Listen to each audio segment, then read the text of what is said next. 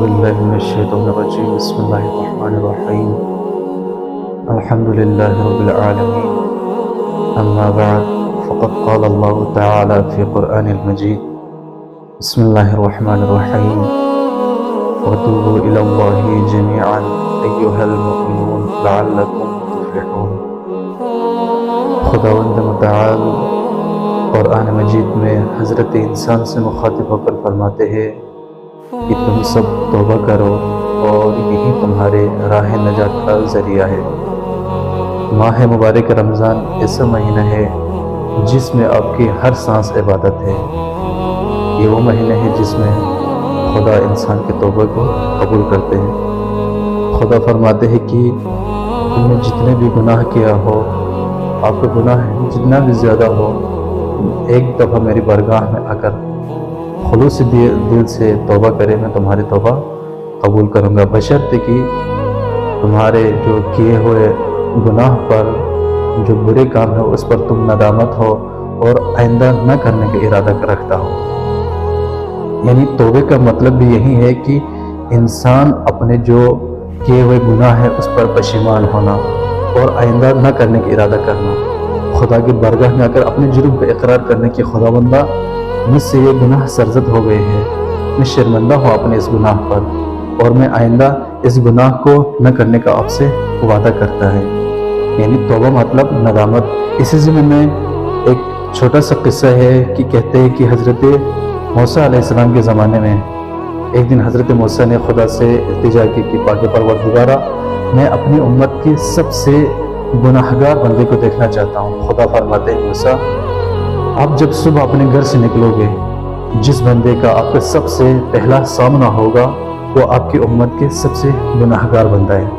کہتے ہیں اگلے دن حضرت موسیٰ جب اپنے گھر سے جو ہی باہر نکلتا ہے تو حضرت موسیٰ کے سامنے سے ایک ایسے شخص گزرتا ہے جو اپنے بچے کو کندھے پر بٹھا کر جنگل کی طرف جا رہا ہوتا ہے. حضرت موسیٰ سمجھ گئے کہ میرے امت کے سب سے گناہگار بندہ یہی ہے. حضرت موسیٰ علیہ السلام کوہ طور پر چلے جاتے، خدا سے راز و نیاز کرتے، مناجات کرتے ہیں. واپس پر حضرت موسیٰ پھر خدا سے التجا کرتے ہیں، خداوندہ اب میں اپنے امت کے سب سے عظیم اور نیک و پرہیزگار بندے کو دیکھنا چاہتا ہوں. خدا فرماتے ہیں موسیٰ، اب آپ جب واپس جاؤ گے، آپ کے دروازے پر جس بندے کا آپ کے سامنا ہوگا سب سے پہلے، وہیں آپ کی امت کے سب سے عظیم اور پرہیزگار اور نیک بندہ ہے.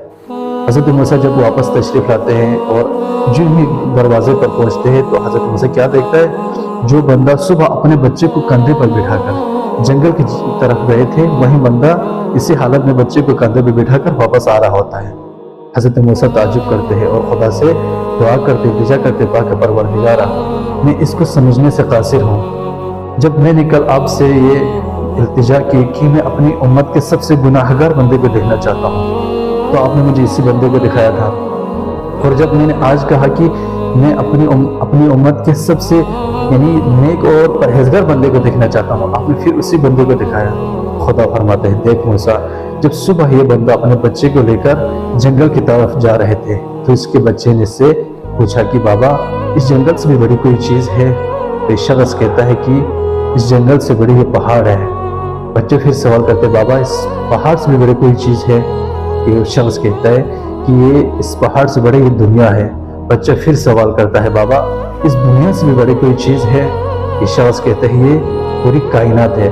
بچہ پھر سوال کرتے، بابا یعنی اس کائنات سے بھی بڑی کوئی چیز ہے؟ تو اس شخص کا سر شرم سے جھک جاتا ہے اور اس کے چہرے پر ندامت کے آثار ظاہر ہوتے ہیں اور سر جھکا کے کہتے ہیں کہ تمہارے بابا کے گناہ ہے. تو پھر وہ بچہ پھر دوبارہ سوال کرتے ہیں کہ بابا، آیا آپ کے گناہ سے بھی کوئی بڑی چیز ہے اس دنیا میں؟ یعنی آپ کے گناہ سے بھی بڑی کوئی چیز ہے؟ تو اس شخص کے چہرے پر ایک مسکراہٹ آتے ہیں اور عرش کی طرف دیکھ کر کہتے ہیں کہ میرے خدا کی رحمت ہے. بس موسیٰ، مجھے بس اس بندے کی یہی بات مجھے یعنی پسند آئے کہ اس کو اپنے گناہ پر اس کو ندامت ہے، وہ اپنے گناہ پر شرمندہ ہے، اس وجہ سے وہ سر جھک گیا اس کے، لیکن اس کے ساتھ ساتھ اس کو میری رحمت پر امید بھی ہے بس اس کی یہی بات اور اس کے یہی عمل مجھے پسند آیا، اور صبح جب تمہارے دروازے کے سامنے سے گزر رہا تھا یہ سب سے گناہگار بندہ تھے تمہاری امت کے، اب جب واپس لوٹ رہے تو تمہاری امت کے سب سے عظیم اور پرہیزگار بندہ بنا کر میں نے اس کو بھیج دیا ہے۔ تو سامعین کرام، ماہ مبارک رمضان ہے، ہمیں بھی اپنی گناہوں کے جو سال بھر ہم گناہ کرتے ہوئے آ رہے ہیں، ایک دفعہ سر جھکا کر اپنے خالق کے سامنے سجدہ ریز ہو کر اپنے جرم کا اعتراف کرتے ہوئے توبہ کریں، اور ہماری بھی آخری یہی دعا ہے کہ اس ماہ مبارک رمضان میں اللہ ہماری توبہ قبول کرے، ہمیں توبہ کرنے کی توفیق عطا کرے اور ہماری توبہ قبول کرے اور ہم سب گناہ کو بخش دے۔ والسلام علیکم ورحمۃ اللہ وبرکاتہ۔